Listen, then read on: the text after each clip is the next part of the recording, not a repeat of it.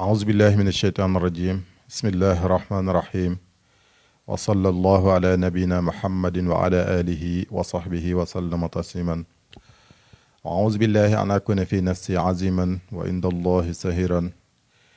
mbokk yi am mbégte dellusiwaat ci seen émission ulil albab fi ñu ko daan defee rek saa su nekk macha allah ak suñu gan gu tedd gi dootuma waxati gan sax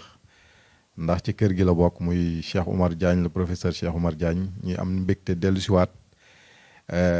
ci dalal bi mu ñu dalal macha allah ci suñu émission ulil albab moom moo ñuy dalal ndax ci émission bi la bokk macha allah. li taxoon nag ñu gëjoon a amal émission bi mooy problème mu contretemps la rek ñu ciy jégalu bu baax a baax a baax incha allah dinañ delluwaat taxaw ni ñu taxawee woon macha allah ci di leen amalal émission ulil albab macha allah xam naa du ñu def rek mubasharatan lu dul bàyyi professeur Cheikh Oumar Diagne mu nuyoog yéen macha allah mbokki internautes yi bismillah. waaw alhamdulilahi rabbil alamin wasalaatu wasalaam ala ashrafil mursalin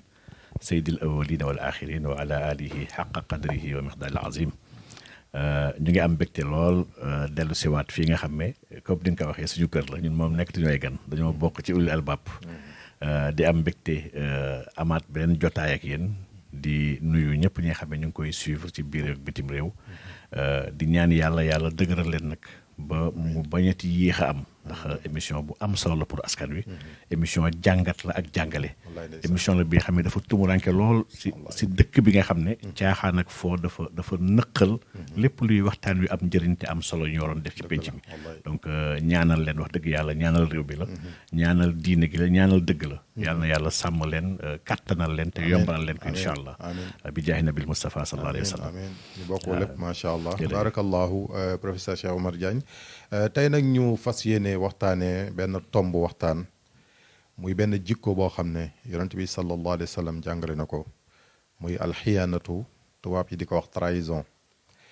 alxiyaanatu nag benn jikko la ci màndarga naafiq yonent bi wax na ko wa iza tumina xaana maanaam koo xam ne boo ko wóoloo mu wor la mu nekk nag lu yaatoo yaatu ñu mën ko jàngat ci côté bu nekk ndax tey li cëslaay li sax mooy dañu seetlu réew mi li nga xam ne moom la borom bi subhaanahu wa taala gën a insister yonent bi alayhi salaatu wasalaam moom la gën a insister mooy sëy yi nga xam ne fa la doomu aadama yi di meññee bu ñu fa meññee ñooy génn ci penc mi bu ñu demee ci penc mi ñooy dem ci administration bi ñoom ñooy nekk police ñooy nekk gendarmerie ñooy nekk ministre ñooy nekk président ñooy nekk ci maanaam mboolem àdduna bi foo dem rek doomu aadama yooyu génnee ci néegu sëy yi ñoom ñoo fay nekk kon da ngay gis ne sëy c'est lu am importance la waaye ñu seetlu jamono ji ñuy waxee statistiques yi ñu waxoon ne sëy yi ni ñu ciy tas fii ci réew mi ci li ñu concerné jéggi na dayoo bu ñu ko waxee sax ñu bëri dañuy yaakaar ne lu nit inventé la mais effectivement lu am la loo xam ne te loolu rek lañ jot a gisu waxagum bokkul ak yi nga xam ne sax mu ngi ci biir kër yi te kenn yéegu ko mu mel ni dañu war a delluwaat xool lan moo waral loolu ni ngay déggee ne fas nañ sëy bi ñetti weer ñeenti weer nga dégg ne tas na xale bi delluwaat këram lu jéggi dayoo la tey nag moom la ñu fas yéene jàngat ak professeur Cheikh Oumar Diagne xam naa dans un premier temps dañ koy bàyyi première question bi mu jàngatal ñu maanaam li nga xam ne moom la yonent bi saa salaam wax ci mandarga boobu muy alxiyaanatu muy trahison mu defal ñu ci benn jàngat laata ñuy dugg incha allah mubasharatan ci émission bi. jërëjëf yaa oustaz li nga ubbee am na solo trop te li nga wax nag wax dëgg yàlla c'est un fait kenn mënu koo dàq te kenn mënu koo weddi suñuy xool fait social boobu man parce que fait social la yi nga xam ne ay sociologue ay anthropologue sax gëstu nañ ko ñoom tamit muy trahison buñ koy gëstu dañuy gis ni alxuraan daf ñu si njëkk woo ndax baat bi tumurankewul ci alxuraan yàlla woo na jullit ñi woo na ñi gëm ñi déjà mun naa xool sootul anfal yàlla di wax naan yaa ayyuha allazina amanu mu ne laa taxuunu llaha wa rasula nga gis ne kon déjà yàlla woo na jullit ñi wala boog ñi gëm ñi ndax baat bi du yaa ayyuha naas du beneen yaa ayyuha waaye yaa ayyuhal lazina amanu la yéen ñi nga xam ne yegg ngeen ci martaba iman googu nag xam naa lañ ci dellusiwaat waaye ponk bu am solo pour mën a comprendre lan mooy xiyaana bi la tudd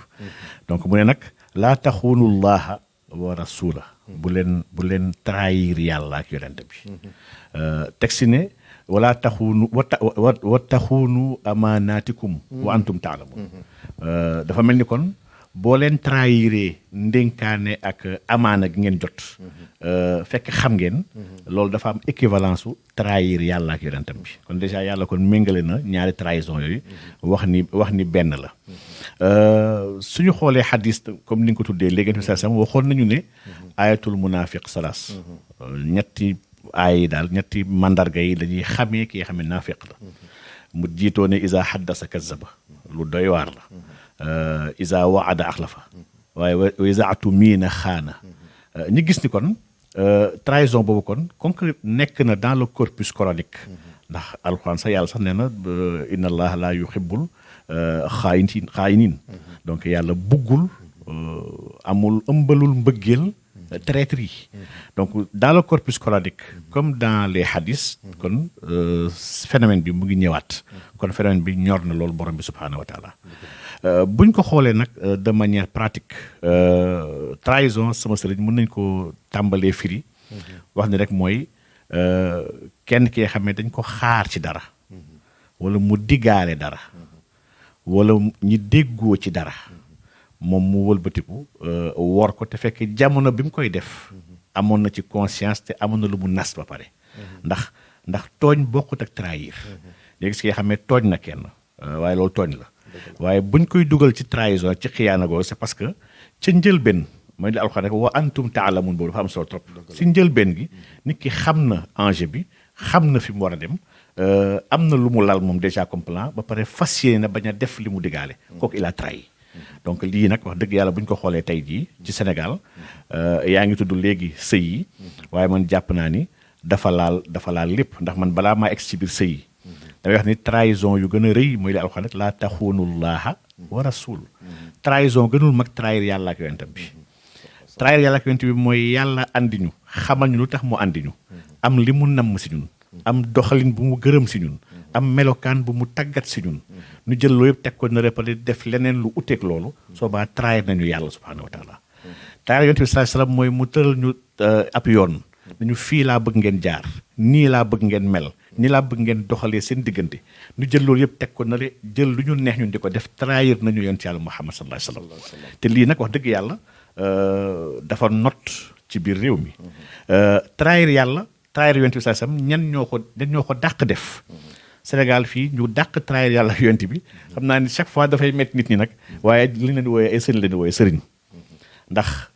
trahison sëñ Mohamed weesuwul ma dikkal la namm yàlla ma dikkal la bëgg gën a jege sama borom bëgg nga dolli ma ragal yàlla nga dolli ma xam-xamu sama diggante ak sama borom nga dolli ma naka laa war a mën a jaamoo yàlla nga dolli ma ci naka laa mën a amee ngërmande yàlla keroog bés penc su ma dee ma lii yëpp tax ma dikkal la nga xam ne lii moom andi ci yow nga jàpp ma wan ma sa bopp jàngal may caaxaan soril ma yoonu yàlla ak yonent bi yow kooku trahir na ma te trahir na yàlla ak yonent bi sallallahu alayhi wasallam lii trahison bi mu ngi am fii ci réew mi mu ngi am ci àdduna bi yëpp not na wax dëgg yàlla nit yi dox diggante nit ñi ak seen borom donc trahison nitu réew yi muy ñi nga xam ne ñoo jiite askan wi sëñ Mohamed nga yor destin wu ab réew ni jox la ressource réew mi jox la yaakaaru askan wi ak ëllëgu réew mi nga jël loolu yëpp teg ko na la jël réew mi asaaloo ko jox ko ay tubaab jël ressources yi jox ko ay jàmbur jël teraanga yëpp jox ko waa bitim réew sa askan di sonn di torox di gën a tumuranke trahir nga askan wi trahir nga yàlla trahir nga yonent yàlla Muhammad sallallahu alayhi wasallam donc ñaari trahison yi nag daf ñuy dugal rek ci li yonent bi sama waxoon ne ñaara gi nii bu ñu jagee penc bi jag waaye bu ñu jagadee penc bi jagadi gaa yi ne ko kan ak kan la mu ne njiitu réew yi mooy al umara mu ne tamit ak sëriñ si nitu diine yi ak al fuqaha donc tey jii nag dafa mel ni adduna bi yëpp te Sénégal deful exception crise bi dëgg-dëgg ñaari la dafa laal ñaar yi dafa laal ñi nga xam ne ñooy jiitu réew yi ci naka la ñu war a yoree réew yi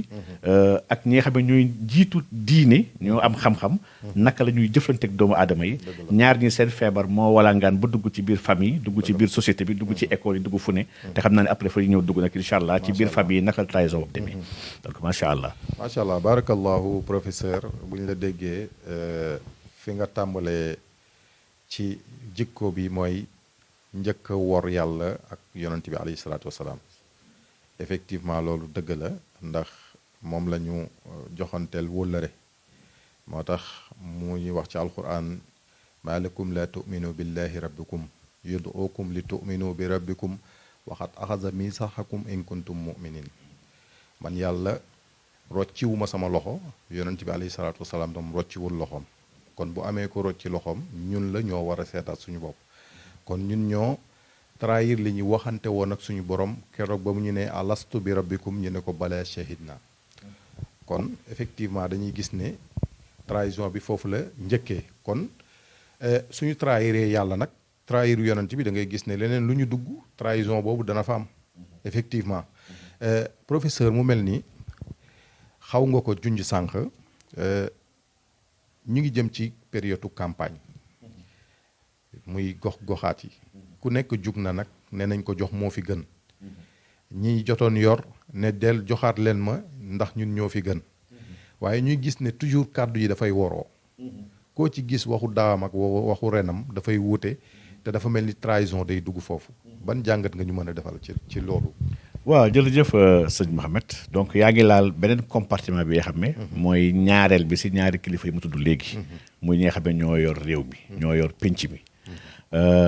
facteur boobu nag lu doy waar la fii Sénégal te loolu dafa am ay lu ko mën a expliquer dafa am ay facteur explicatif yu mën a comprendre pourquoi ñi nga xam ne ñooy ñiy dagaan baatu askan wi jamono bu ne dañuy naxanteeg askan bi di ko wor di ko trahir ci lépp du diggaaleeg moom lii dafa am ñetti mbir yoo xam ne daf koy expliquer bi si jiitu askan bi ci boppam dafa conséquent wul maanaam ñun dañoo nekk askan bi nga xam ne nous sommes pas conséquents et nous sommes pas exigeants ñàkk exigence boobu dafa waral ñii ñuy jiite xam nañ ni ñii duñu teg ay daan suñu kaw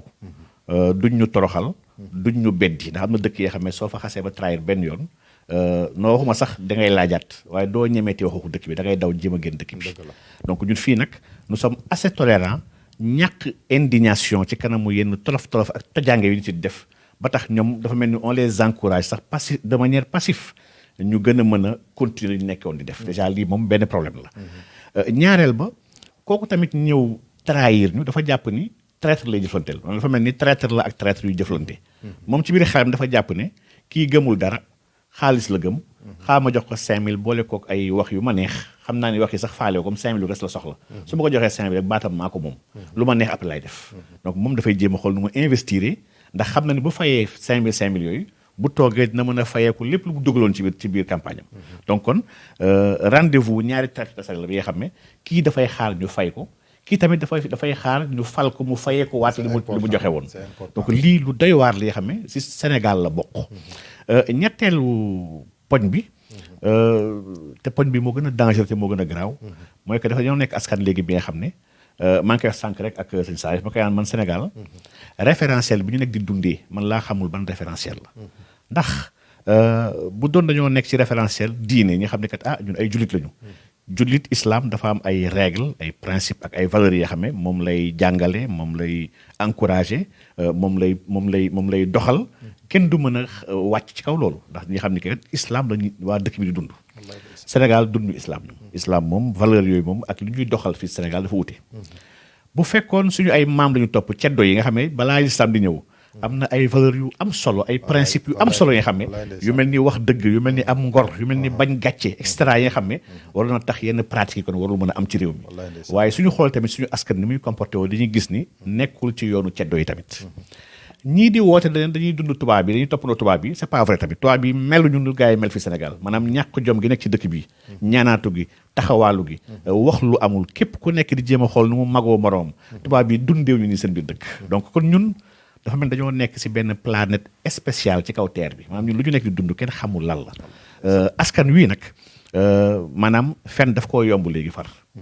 bëgg lu yomb it yomb ko ku nekk xalaat ni moo gën a yeewu moroom ku nekk jàpp ni mën na dóor keneen ki kenn ku nekk di xool ci kawam ne man ki nekk sama kaw mu ngi def du n'importe quoi man war naa mën def lu ma neex parce que dafa mel ni askan wi dafa manqué ay référentiel ak ay repères en réalité donc lii lu danger la ci askan te lii bu xasee ba am rek mu ngay gis dérive yu doy waar yoo xam ne détournement ngay dégg chaque jour détournement ci ay entreprise publique détournement ci trésor tey jii détournement poste détournement LONASE détournement maanaam fépp sàcc fa nekk wax lu amul def yëfu maa tey parce que nous sommes une société très matérialiste dañoo dem ba le matérialisme maanaam gëm alal bëgg alal fonk alal ci biir famille yi da nga ko fay fekk dañ ko suqatee doomu aadama yi ci biir famille yi ku amul alal duñ ko faale dafa mel ni soo amul sax dafa mel ni da ngaa tooñ sa waa kër yow te fekk yow tegoo ko sa bopp yàlla la ko teg penc mi tamit dafa violent ci ñi nga xam ne amuñu maanaam fii soo amul dafa mel ni tu es un sous-homme en réalité donc ay sëriñ tamit di cautionner am gi ku am ñu lay recevoir di affiché wu ak yow di la toogal ku amul moom pour mu gis sëñ bi sax day nekk lu jafe sëñ bi di joxe ay messages yoo xam ne moom sam yëgul li muy def waaye mu ngi joxe message yu képp ku am naa la ubbil samay bunt waaye ku amul demal toog ne taluma la donc homme politique itam kazalika donc dañoo nekk société bi nga xam ne dañoo ériger l'argent en dieu lii mooy la vérité dans ce pays là l'argent est devenu un dieu bi nga xam ne wax dëgg yàlla tax na nag wor gi ndax xaalis moom fu mu nekk rek ak wax lu dul dëgg wor gi trahison ñaaw wante defante yu ñaaw dafay am doole donc ñett yi daal wax dëgg yàlla sëñ Mohamed man dama gise daal ñett yi ay problème yu rëy rëy la société sénégalaise bi nga xam ne aujourd'hui il faut ñu nangu sincèrement que cette société-là elle est malade dafa feebar société bi dafa feebar lool wàcc na yoonu ay maamam yàgg na wàcc na yoonu Seydina Muhammad sallallahu alayhi wasallam yàgg na te wàcc na sax yoonu tubaab bi ndax tubaab bi dundeewul lu ñuy dundee nii aujourd'hui et que dañoo soxla nag courage soxla tamit responsabilité pour taxaw xool fan mooy problème bi lan mooy problème bi ak fan mooy métti ñi mën koo faj saafara ko avancer sinon nous allons jamais avancer sinon ndax dëkk moom mooy li ñuy wax sànq rek fondation la ak lu ñu tabax yëkkati fondation bu baaxul lépp lu ñu tabax ci kawam dañoo nekk di yàq ciment yàq ciment ak ndox ak suuf kese la waaye mënta baax aujourd'hui les valeurs racines de base de ce qu'on appelle la société sénégalaise lii moo am problème l'homme sénégalensis est quelqu'un de kenn reconnaître ko kenn xam man de xàmmeewu ma ko dëgg yàlla donc mag ñi dañoo jaaxle si ñun gone yi ndax ni ñuy dundee ak suñu bàyyi ak suñu yaay ñu doon dundee du benn donc ni ñu mel nii tamit xam naa ne suñu ay doom ils seront pires ndax plus ñuy avancer le mal va dafay gën a màgg donc il faut à un moment ñi mën a taxaw bu dee cancer la ñu dagg zone cancer bi sànni ko jéem a xool nga def les chimio wala dara rééducation mais Sénégal aujourd'hui foofu la toll te fileeg ñu ngi foofu nag lépp luy ñaawteef moo xam injustice la moo xam inégalité la moo xam trahison la moo xam mensonge moo xam détournement vol maanaam société bi lépp luy ay mots yu am ci àdduna bi dañoo joxante rendez-vous ci biir Sénégal gii mel ni Sénégal mooy le monde te wax dëgg yàlla Sénégal nag dëkk bu tuuti la ci monde bi waaw doo wax dëgg yàlla doy na waar daal sama sëriñ wallahi macha allah professeur li nga indi am na solo mu mel ni fi ñu koy tënkee rek mooy li nga wax mooy feebar su nekkee ci nit sax léeg-léeg médecins yi dinañ dem ba gis ne xëy na bu dee tànk bi la su naree affecté yaram bi yëpp nañu dagg tànk bi su ko defee yaram bi mucc beneen bi mooy bu nekkee comme ni nga ko waxee cancer la cancer moom ñëpp xam nañ ni mu mel bu affecté yaram bi yëpp maara day taali am na fu muy yegg moom médecins yi dootu ñu ca mën dara wax dëgg yàlla ñuy dellu rek ci aaya boobu ma waxoon sànq rek rabbi la tazar alal ardi min al kafirina dayaran yonent yàlla nuux foofu la mujjee xeetam waaye exception nag mooy xeetu yonent yàlla Muhammad alayhi salaatu wasalaam yàlla toujours daf ñuy utal porte de sortie mooy bu ñu tuubee dellu ci borom bi rek yàlla jéggal ñu lépp loo xam ne ay rëcc la ak ay njuumte yoo xam ne tàbbi woon nañ ci kon jot na wax dëgg yàlla di nga ko waxee ñu dellu ginnaaw jikko yii yëpp ñu xoolaat ko parce que yi ngi fi lim yëpp moom moo ñu yóbbu ci di xeetu trahison xeetu wax lu dul dëgg xeetu wuruj xeetu tappale ba tey gis nga li mu indi réew mi ci ay jafe-jafe wax dëgg yàlla moo mel ni ñaari Sénégal la ñii am ñooy jëflante ñi ñàkk ñu bàyyi leen ci suuf wax dëgg yàlla ñuy dund lu méttee métti te islam dafa organisé boo gisee mu indi azaka parce que buggul desal kenn ginnaaw islam boo gisee mu indi égalité buggul desal kenn ginnaaw loolu yëpp nag yàlla suñ borom subhaanahu wa taala fenn rek la ñuy comprendre Cheikh Omar li nga wax yëpp mooy borom bi subhaanahu wa taala li mu ñu wax ci alquran ne inda akramakum inda allahi atxaakum ki gën ci yéen ci yàlla moo gën a mooy ki ragal yàlla kon du xeet du sant du am du dara ñun ñëpp ñooy yem ci kanamu borom bi subhaanahu wa taala loolu lu am solo la Cheikh Omar tey bu ñu ñëwee ci mariage yi sëy yi mu nekk phénomène boo xam ne surtout période bii ñu nekk nii sax période décembre bi da ngay gis koñ boo tourné ñu tànt réception mais mariage yooyu yëpp ngay gis soo dawalee quelques mois ci biir année 2022 bii di ñëw incha allah yan ci yàlla yóbbu ak jàmm di nga dégg li ëpp ci sëy yooyu ñu ne la tas na ban problème la ñu am parce que sëy bi ñu koy takk ñaari baatu taqwa mu ngi ci xutba bi imam bi di xutba ittaqu rabbakum allazi xalaqakum min nafsin waxida waaye nag wattaqullaha allazi tasaaluna bihi wal arham ñaari baatu taqwa mu ngi ci ba pare yàlla nañu inna allaha kaana alaykum raqiba maa ngi supervisé mu mel ni kon loolu nga waxoon ne dañu njëkk a trahir yàlla trahir yonente bi sax dafay feeñaat foofu ban jàngat nga ñu mën a defal ci situation bi ak lan la ñu mën a def ba wax dëgg yàlla lii ñu sauvé ko wax dëgg yàlla macha allah sëñ Mohamed li nga wax nii dafa am solo trop par rapport au mariage gis nga le mariage tamit c'est une institution sociale maanaam le mariage jiitu na sax diine yi jiitu na fi l'islam christianisme judaïsme mariage jamono aadama alayhi salaam le mariage tàmbali yàlla di ordre ñu takk sëy donc sëy kon lu yàgg la li nga xam ne dafa am ay fondamentaux yoo xam ne moo si loolu la war a tegu bu ci teguwul rek dañuy naxante rek dañuy nekk di rey temps waaye ci tas la war a jëm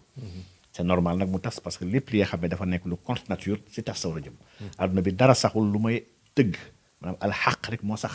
lépp lu tegul ci alxaq nag kon dafa war a sànku te su sànkoo tam c'est très normal donc le problème qui se pose fii au Sénégal mën nañu ko situer ci 4 niveaux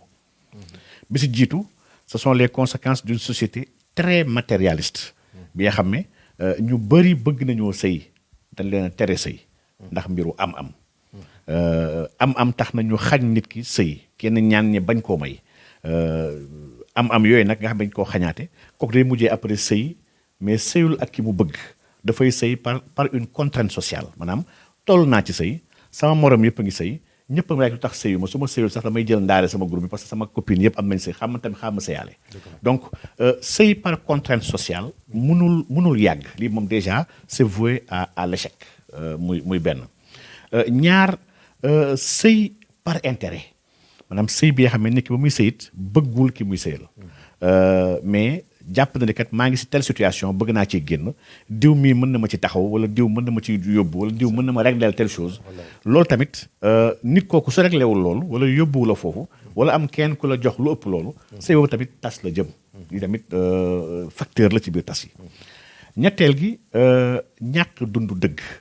ndax dund dëgg mooy ba ñuy bëggante wala ñuy labatante ñuy waxante dëgg te yàlla rek tax li ma bëgg ma wax la ko li ma mënit ma wax la ko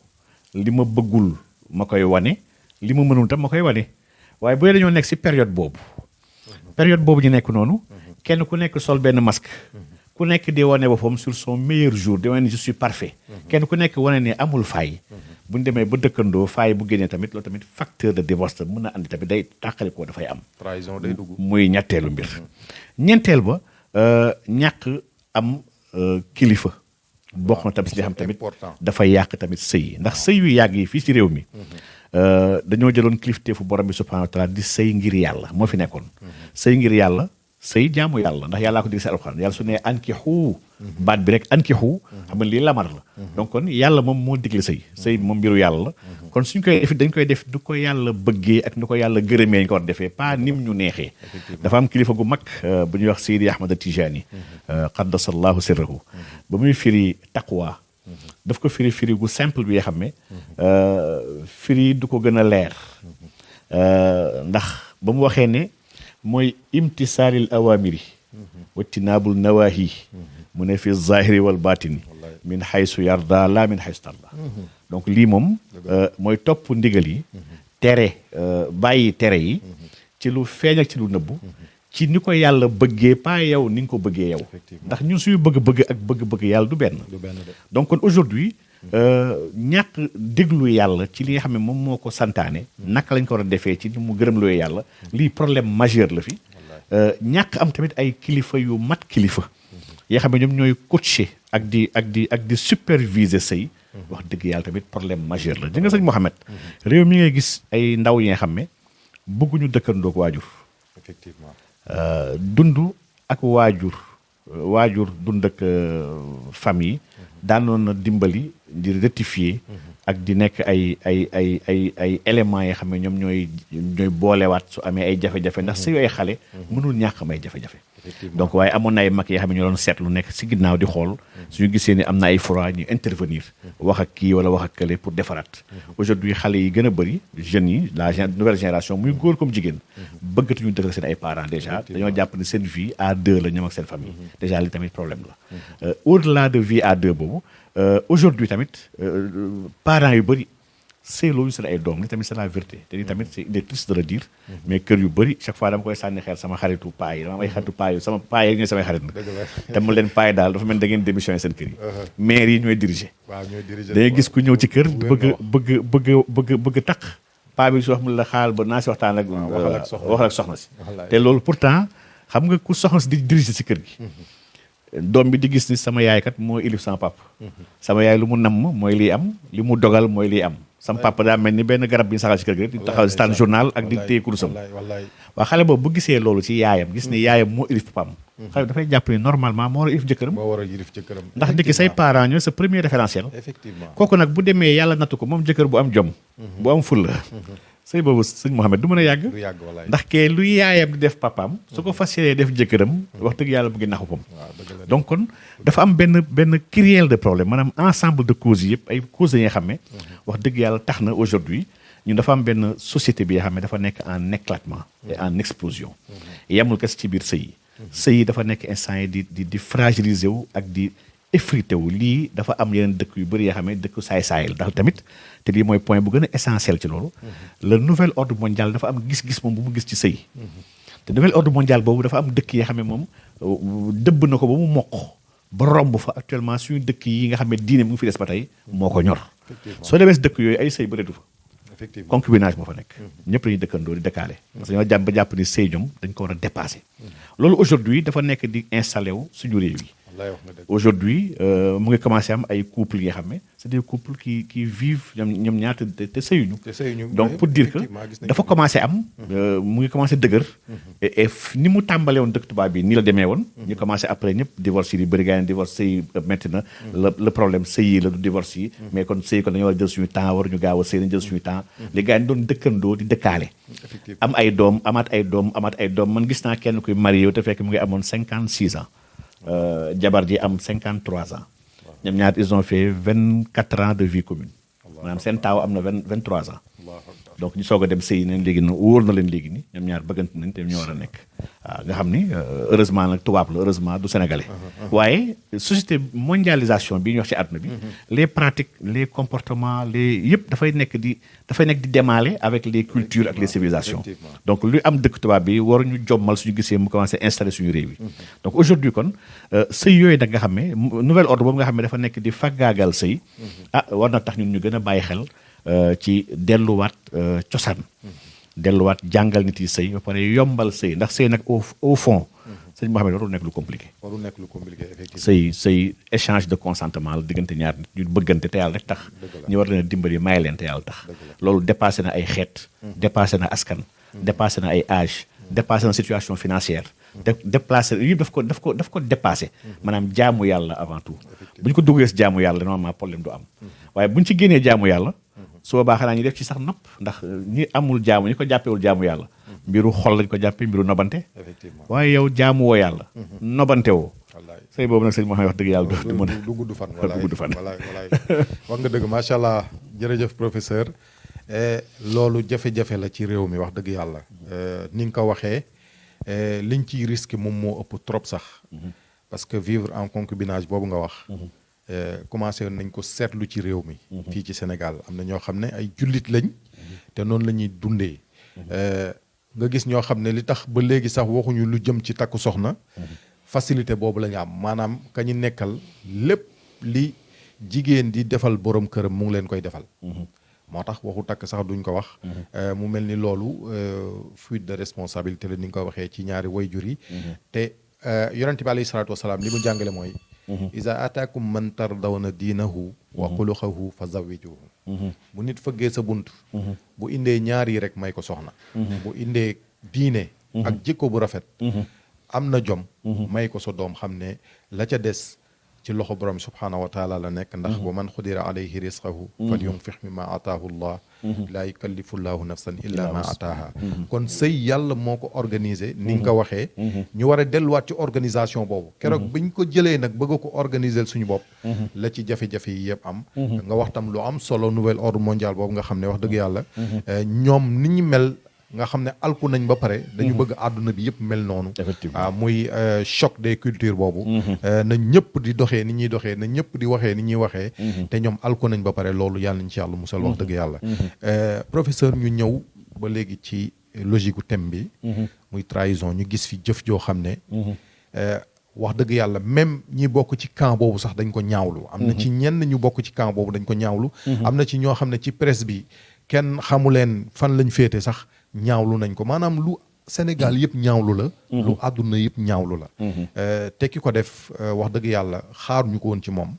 wax dëgg yàlla warul woon cautionner lu mel noonu parce que ñu bëri ñu ngi ci prison yi ñu tëj leen pour jubbanti leen maison de correction lañ wax waaw pour jubbanti leen moo tax ñu tëj leen prison teg leen ay peine pour ñu delluwaat ñu doog leen indiwaat ci société bi tey suñu gisee lu mel noonu professeur muy kaawu Djibril Ngom ay nit wóolu la dénk la seen mbir nga dem teewal leen à cause de xaalis tax nga trahir leen wor leen ba pare yamuñu foofu nga dem ki nga xam ne moom mooy njiitum réew mi recevoir la ci situation bu mel noonu ba pare ñu gis fa yeneen doxalin yoo xam ne wax dëgg yàlla xel yëpp a ñaaw ban jàngat nga ñu mën a defal ci loolu ndax lii xale yi di jàng école tey ak xale yi di juddu bu ñu gisee li ni mel ban génération lañ war a am ëllëg professeur waaw jërëjëf sëñ Mohamed muy laaj bu am solo kaawu Djibril Ngom boobu nag kaala bi xam ne war nañ koo am jàngat yu am solo wax dëgg yàlla man dama jàpp ni ça révèle beaucoup de choses déjà dafay wane rek ni bëri na ñuy woote révolutionnaire nekk ci ay mouvements yi xam ne wala ay partis politiques yi xam ne wax dëgg yàlla ñu ngi leen xamee ci ñi nga xam ne dañoo bëgg andi rupture par la révolution te fekk ñoom seen bopp amuñu jikko yu yelloo jikko yu baax pour mën a defar dëkk bi te loolu ça entre directement ci communication Ousmane Sonko ba muy waxtaan ak ay militants am na si ñi nga xam ne si ñoom ñu ngi si seen ay rang de waaye ils ont des pratiques des fois plus graves que ñi nga xam ne moom lañ censé combattre Djibril Ngom boobu nag li mu def noonu peut-être moom yaram la ndax nit ku nekk doo gàllaloo nàmpul la première forme d'éducation bu doomu aadama mu ngi koy jëlee d'abord dans son cercle familial kër dañ fay yar di fa nàmpatal di fa joxe ay jikko ak ay melo nit ki liñ koy yar ci loolu lay génn ci mbedd bi loolu lay wane ku ñu yar ci gore suy dee ci mbedd bi sax dafay gore ku ñu yar ci askanam mu xam ne sama askan xam fu mu jóge xam fu mu bokk xam lan mooy ay maamam am na lu bëri dina ko jomb def dina ko ñàkk wañ def ku ñu yar ci diineem daf koy tënk ba dina xam ni ki premier surveillant ki nga xam ne foo mënti wéet même boo nekkee yow kese sax mu ngi sawet ko koy Allah subhanahu wa taala kooku yenn yu bëri ñett yi yëpp bu ñu la ko defalee yenn yi mënu laa dal donc kon Djibril boobu dafay wax rek di y a une faille de l'éducation dans ce pays kon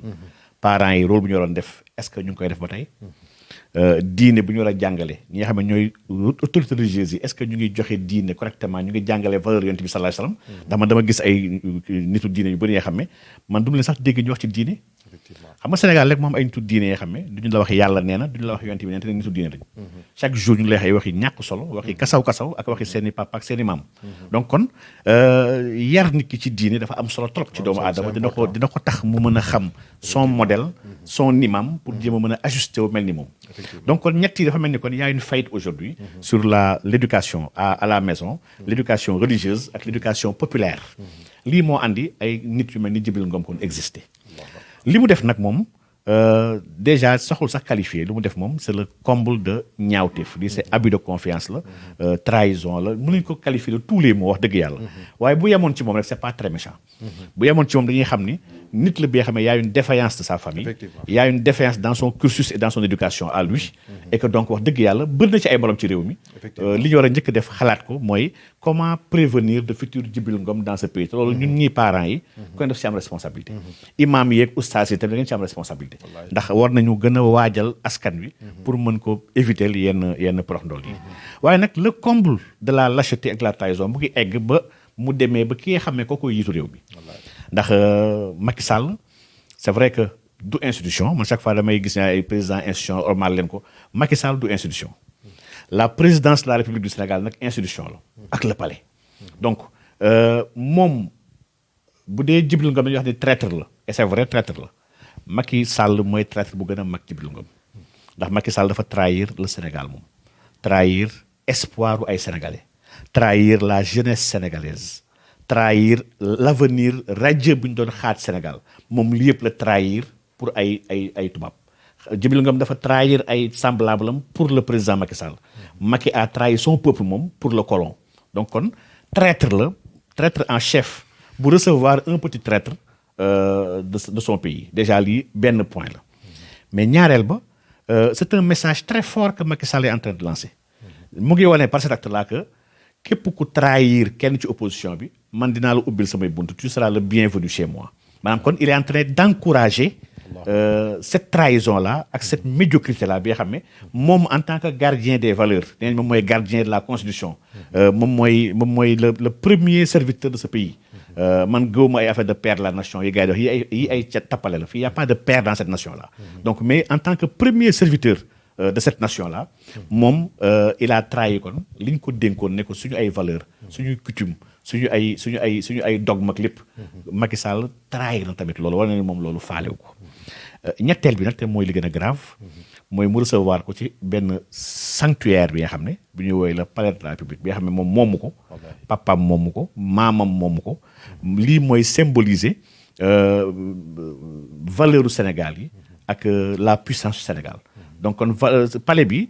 yàgg naa wax ne dañ ko jox ay locataires yoo xam ne qui n'ont pas son rang li ma wax nag mu ngi doog a ñëw dëggu Macky Sall dëggal na ko maanaam palais c'était la puissance coloniale moo fa nekkoon man dama bokkoon suñu gëm sax dañu ko war a jàpp toj ko parce que le symbole de la domination coloniale si ñun ñu war ñu fa sax dëkk wala di fa dëkk le président waaye c'est normal képp ku fa dëkk ndax le palais le gouverneur moo fa dëkkoon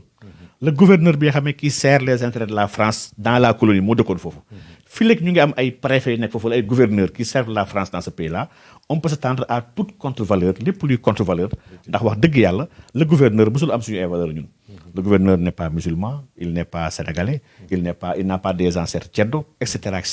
donc kon man Macky ñu bëri ñu mu bett man bokk ma suñu mu bett ndax man dama ràññee nit ki xam ni politique jaral na ko lu ne am ay ndam jaral na ko lu ne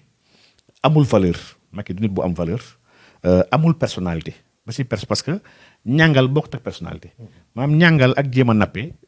maanaam ay tàppet nga koy def mu mën a fonctionner munoo yor li ñu moom ñun ñii lu ñëpp bokk nga yor ko ñu dénk la ko nga war ñoo liggéeyal di suñu mindaan après nag ñu jéem a napp loolu c'est que si ñàkk xel la bokk maanaam donc lii Macky def nii jombul te yéemuñu c'est pas le seul nag suñu kilifa yi yëpp naa Sénégal problème kilifteef la am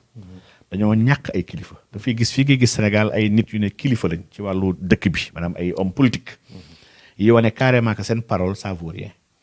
mu la wax tey lii suba ñu dindiwaat ko parce que soo waxee ne la sax ça n'engage que ceux qui y croient dégg nga fi lu nekk fi Sénégal wax dëgg yàlla pour dire que parole jom responsabilité honneur c'est des mots yoo xam ne dafa commencé disparaître ci langue politique bi et lii c'est fait à dessein ndax depuis bu yàgg dañu gëmloo nañu politique ñu bon ñaa ko war a def ñu baax duñu ko def dañ ko yàgg naxee suñu ay maam ak suñu papa ba tax ñu baax ñëpp bëgg ñoon politique ñoo toog jàpp seen ñaamul bañ a politique bàyyi kook ñu bon ñi kon ñu bon a fa nekkoon kon Serigne Mohamed man dama gis ne Macky dafa gën a dëggal rek ki mu doon wan nañu ni amul valeur amul ay principe li ñu bëgg ñu sàmmal ñu ko ndax ñun Sénégal am nañu ay ressources de dëgg la am nañu or am nañu diamant am nañu lépp waaye am na lu ñu ëppal solo loolu yëpp mooy ndono bu ñu am suñu ay mag suñu maam yi valeur yooyu Macky Sall mus see nekk ndax yàgg nañoo wax te du wax dëgg yàgg nañoo wax muy dañ yàgg nañu diggee pare war li ñu dikk donc Macky Sall wax dëgg yàlla ku koy xaar ci valeur sax dama jàpp ni dañ laa war a yedd ndax ki nga xam ne njëlbeen 2012 la ñu ko tàmbalee wax lu dëgg dañuy wax ci dinaa wàññi nangam dinaa def nangam duma làq nangam dinaa yemale nangam li mu doon wax yëpp suñ ko xoolee jarul sax ñu wax ndax waxul dëgg wala wax dëgg nañ ko teg rek tegaat waxam yi tey di nga xam ni waxul dëgg walaay du luñ koy sos waaw donc lii du ay sos donc kon nit ki nga xam ne sañ nga taxaw xool sa askan droit dans les yeux ba pare nga fenn leen kii moom wax dëgg yàlla bu encouragé ay traite rek wala muy encouragé la médiocrité wala muy làq ay sàcc ak ay détournekat xaalis wala muy làq ay délinquant wala muy def affaire ak ay truands internationaux lii yëpp ñu waruñoo jaaxal dañoo war a xam ne rek Macky est un grand voyou et que nag lii war na yee sénégalais ñu xam ni ñi ñu jox suñu réew yelloowuñu ko te war na leen ko jox war nañu suñuy tànnati ñu arrêté di sanctionner ay doomu aadama ndax Sénégal dañoo tàmm di sanctionner on ne vote pas pour porter des gens à des postes dañuy nekk di sanctionner kenn tout sauf celui-là wala tout sauf nangam Sénégal dañoo war a arrêté loolu di toog di xalaat di xayma di xool bu baax ndax responsabilité gënul ngand tàbb nit na ko jiite ma ndax tu es co-responsable lépp lu muy def donc waruñu jox n'importe quelle personne mu ñëw egg ci yenn niveau yi nga xam ne man dama jàpp ne Macky Sall si dëkk bu sérieux bi fa nekkoon chef de quartier sax waru koo nekk bay egg ci magistrature suprême ñax président de la République donc kon ñun ñii rek ñoo tooñ suñu bopp te nag nit ki soo tooñee sa bopp nag réparer sa tooñ sa erreur wax dëgg yaa war la mën a yomb donc macha allah si Mohamed macha allah barakallahu bu ñu la déggee mel na ni jikko bi dafa nekk jikko bu doy waar poson la boo xam ne bu duggee ma ñuy wax naan sànqaar la bu duggee ci saak lépp lay yàq te ñu bàyyi xel ne dafa nekk jikko boo xam ne alquran moo ñu ko jàngal yàlla jéppi na leen jéppi boo xam ne ñi jikkowoo jikko bi nee na leen fii darkil asfali minan naar ñoom ñooy nekk ci taatu sawara kon loolu àdduna jaru ko képp koo xam ne jikkowoo nga jikko bi wax dëgg yàlla war nga xoolaat sa bopp ba ci man miy toog di wax ku ci nekk rek ci ñun wax ji concerné na la ñu fexe ba jikko yi mu dañ ci suñu société parce que wax nga ko léegi même bu ñu amee ay richesse or pétrole diamant yooyu yëpp fii lañ koy bàyyi waaye li am solo mooy jikko bu rafet boo xam ne te jikko moom la yàlla taggee yonent bi wa innaka la ala xuluqin azim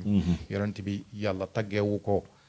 taar taggeewu ko juddu taggeewu ko alal ju bari taggeewu ko ay njaboot waaye jikko ju rafet la ko taggee parce que ba ko yàlla di yónni loolu la ko yónnee woon innama bu istu li utammima makaarimal axlaaq professeur am nañu mbégte wax dëgg yàlla ci xajal bi ñu xajal ci waxtu yi ak jour ouvrable ni mu xatee wax dëgg yàlla dañ lay bàyyi nga jox ñu ay ndénkaane yoo xam ne di nga joxe ay orientation rawatina élection yi ñu jëm rawatina échéance yi nga xam ne moom lañ jëm ak seen journée bi nga xam ne wax dëgg yàlla ñu leen ci ndokkeel parce que jihad bu rëy la mooy lan li ngeen nar a déposer assemblée nationale pour ñu criminaliser homosexualité nga xam ne yàlla daf ci alak ab réew muy dëkku yoon ci yàlla lóot yàlla nag du ko kafee moo tax yéen taxawaay bi ngeen ci am wax dëgg yàlla dañ koy saluer di leen ci gën a encourager di leen wax rek ne inna lazina jahadu fiina la nahdiyannahum subulana kooku moom yàlla ngeen ko defal te jàpp leen ne borom bi subhaanahu wa taala yaddullaha fawqa aydihim wax dëgg yàlla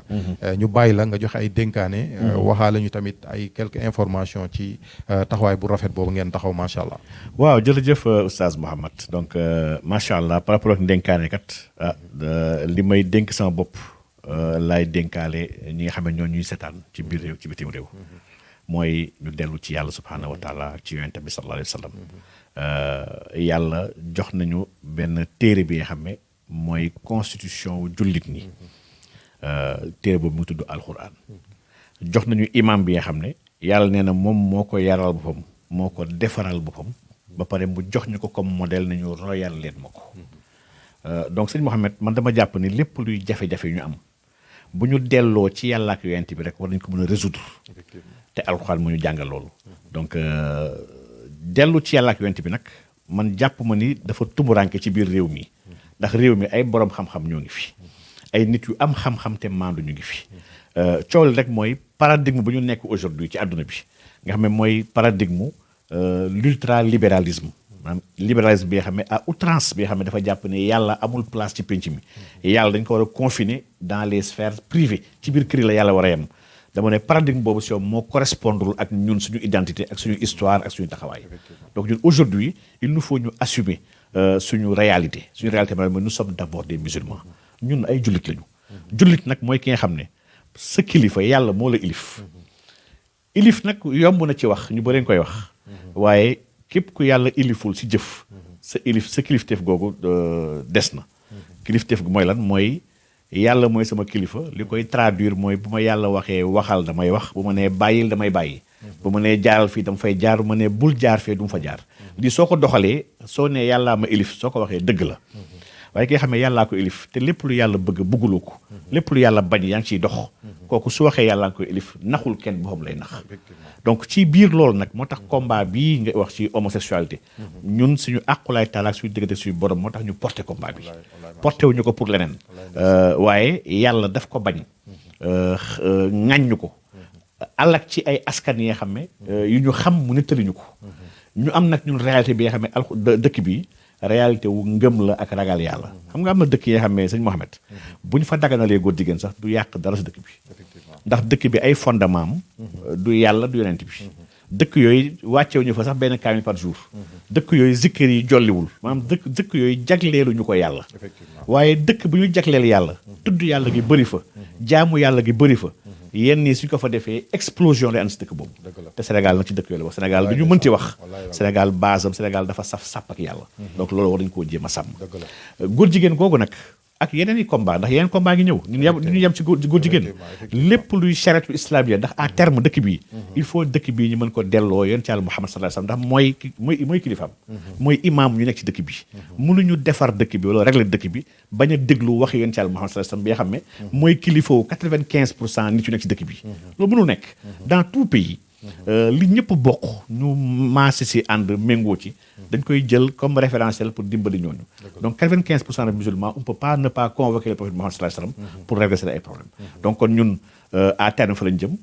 am combat wu peine de mort mu ngi suñu kanam incha allah lañ ciy taxaw combat yëpp yoo xam ne yàlla bu ñu ko tan si alxuraan dañ ci jéem a taxaw benn par benn ba keroog ñuy taxawal chariatu yàlla Muhammad sallallahu alayhi wasallam fii si kaw suuf ndax aujourd'hui baatu charia bi tiital nañ ko doomu aadama yi ba kenn ñemee ko dégg waaye sectoriellement et partiellement wala ñu mën a liggéey ci charia boobu ba keroog ñuy am askan bu pare te loolu maa ngi koy xaar suñu ay doom ndax jamono bi suñu xale yëpp ñu ngi si daara yi ñu ngi si internat yi ñu ngi jàng seen diine jamono bee di ñëw suñu taxawee ne charia moo war a taxaw ci dëkk bi xam naan du choqué Sénégalais yi fa nar a nekk mais aujourd'hui ñii tubaab bi dafa liggéey si ñoom liggéey yu doy waar yoo xam ne bu ñu déggee charia dañuy tiit te charia amul lu ko gën a juste amul lu ko gën a noble amul lu ko gën a rafet donc kon loi bii nag c'est une première ci fii si Afrique sax laay wax ay nit jug taxaw ànd seeg seen askan ndax man damay jàpp ni c'est une demande nationale encore une fois ñu bëri koy bëgg def affaire de politique ak ay tel député dañu fekk si ci combat bi c'est un combat citoyen d'abord et c'est la nation sénégalaise dans son ensemble moo ko bëgg ànd sàmm jikko yu jug dem seeti mboolee mi parties prenantes yi moo xam tarixa yi la moo xam association islamique yi moo xam ay corporation sax professionnelle moo xam ay association de jeunes dem dans les coins et recoins yu Sénégal ñëpp àndandoo na ñun bëgguñu góor jigéen ci biir réew mi ba si jàngu bi ñëpp ne bëgguñu góor jigéen ci réew mi moo tax ñu am sañ-sañ dem xooli ay kàngam ci wàllu droit ay kàngam ci borom xam-xam ci wàllu yoon pour ñu bindal ñu li nga xam ne ñu bëgg yóbbu incha allah te xam naa ne suba lañ koy yóbbu à 14h fële ci assemblée nationale may wax nag ne dégg naa si ñenn ñuy tappale mën naa sudd kenn ku mel ne Cheikh Yérim Seck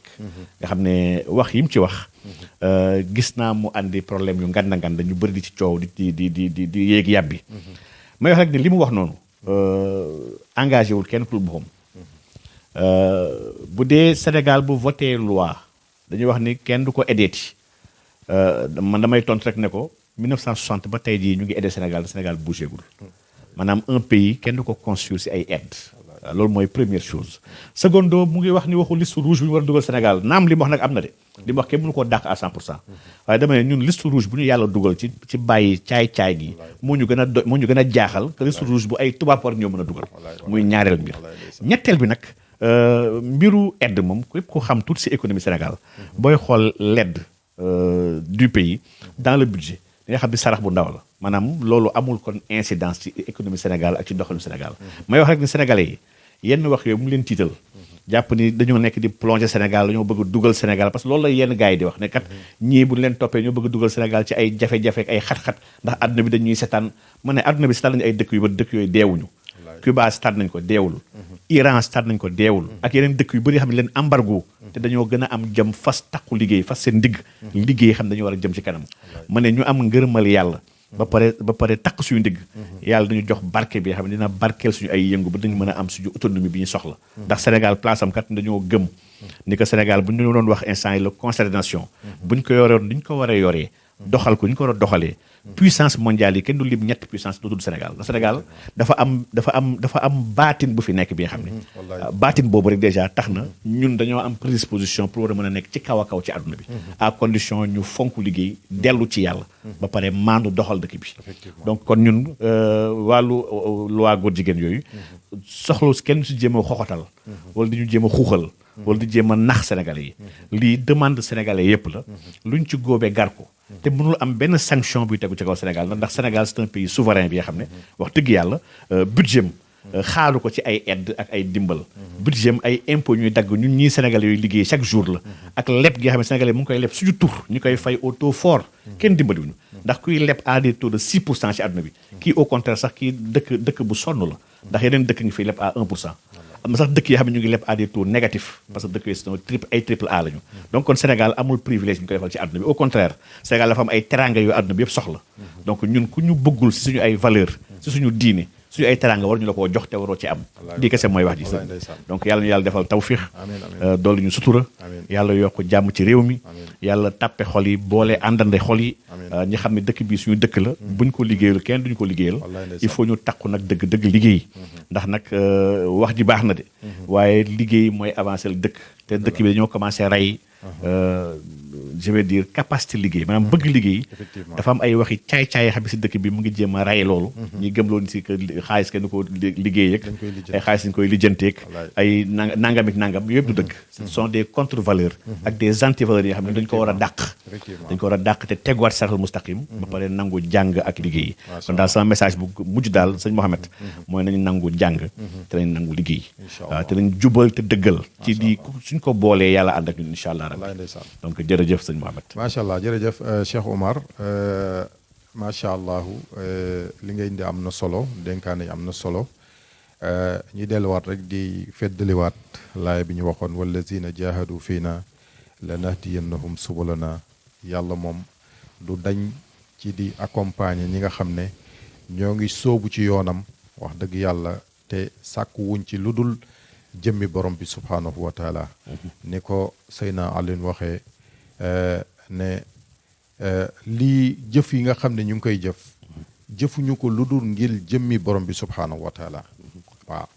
ndax ñu ngi ragal bés boo xam ne dañ nar a jàkkaarloog moom te képp ku jàpp ne àdduna rek la mbir yi yam da ngay nax sa bopp ndax loolu moo taxoon yàlla ne yonente bi alayhi salaatu wasalaam wala al axiratu xayrun laka min al ula kon àdduna la ak alaxira wabtaxi fi ma ataaka allahu daar al axira wala tansa nasibaka min ad dunia wax dëgg yàlla combat bu noble la te defalu leen ko seen bopp ni nga ko waxee Sénégal ngeen ko defal parce que lii tey bu amee dinañu muccal ndax loo xam ne nag yàlla daf ci alab ab réew wax dëgg yàlla xamul Sénégal xamul États-Unis waaw suuf si suufam la te lim fi digle moom moo fi am te nee na képp ku nanguwul àtteem ak ndogalam wàccal kaw suufam nga wuti beneen yàlla bu dul moom kon loolu tamit lu jara bàyyi xel la wax dëgg yàlla bàyyi xel ne dañu am ay doom yi ñuy suivre waaw ëllëg ñu war leen jox ndono lu baax tey nag buñ leen ko joxulee ëllëg ñu dem bàyyi leen fi lépp luñ fi def ñun ñoo ko cautionné te danañu fekk tam ci suñu bàmmeel waxi foohum innahum mas'uluun loolu alquran wax na ko wax dëgg yàlla professeur ñu lay sant di la gërëm ci li ñu xajal ci sa waxtu ni ma ko waxee sànq mbokki internet yi ñuy jéggalu di leen jox dig daje incha allah ci beneen émission ulil albaab du yàgg dara bu soobee yàlla in uridu illa al islaaha mastata'tum wa ma tawfiqi illa billah alayhi tawakkaltu wa ilayhi unib wa salaamu alaykum wa rahmatullahi taala wa barakatuhu. Masha Allah.